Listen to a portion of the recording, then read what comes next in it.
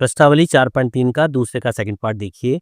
के x bracket x minus 2 plus 6 बराबर 0।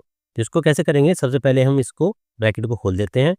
तो यहाँ आ जाता है हमारा के इंटू एक्स स्क्वायर माइनस 2 के एक्स प्लस 6 बराबर 0। इस तरह से इसको लिख सकते हैं। उसके बाद अगली लाइन जिस तरह से हमने पिछले क्वेश्चन में किया था, जो हमारी द्विघात समीकरण थी उससे अब हम इसकी तुलना करते हैं। द्विघात समीकरण थी हमारी A X square plus B X plus C बराबर 0। इससे तुलना करेंगे। ए का मान तो दे रखा है यहाँ पर हमारा के, बी का मान दे रखा है हमारा माइनस के 2 के, और सी का मान दे रखा है हमारा 6। मान निकालने के बाद हम यहाँ पर विभक्त कर निकालते हैं।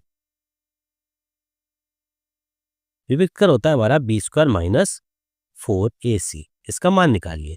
मान निकालते चलिए। बी का मान दे रखा है हमारा माइनस के 2 के, इसका स्क्वायर माइनस के 4ac, माइनस के 4 इंटू ए का मान के और सी का मान 6, माइनस के 2 का स्क्वायर और के का स्क्वायर, ये जो होता है हमारा 4 के स्क्वायर, माइनस 4 की 6 में करेंगे 6 चौक 24 इंटू के। ये हमारा बी स्क्वायर माइनस 4ac का मान है। लेकिन क्योंकि क्वेश्चन में कहा था मूल बराबर है, यहाँ लिखेंगे चूंकि मूल बराबर है। जब हमारे मूल बराबर होंगे तो इसका मान हम 0 के बराबर रख लेंगे।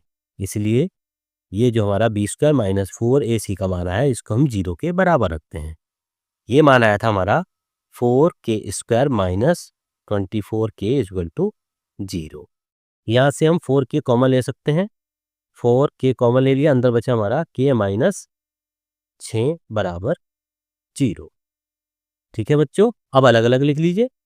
एक तो 4 के को 0 के बराबर मान लीजिए, एक बार के माइनस 6 को 0 के बराबर मान लीजिए।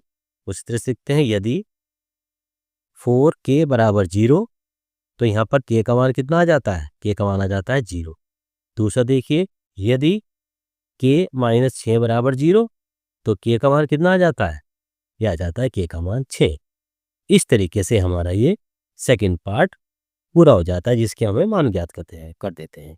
देखिए के का मान जब 0 आए, इसको तो 0 को तो हम छोड़ ही देते हैं, क्योंकि के का मान जब 0 आ जाता है तो इसकी द्विघात समीकरण हमारी नहीं होगी।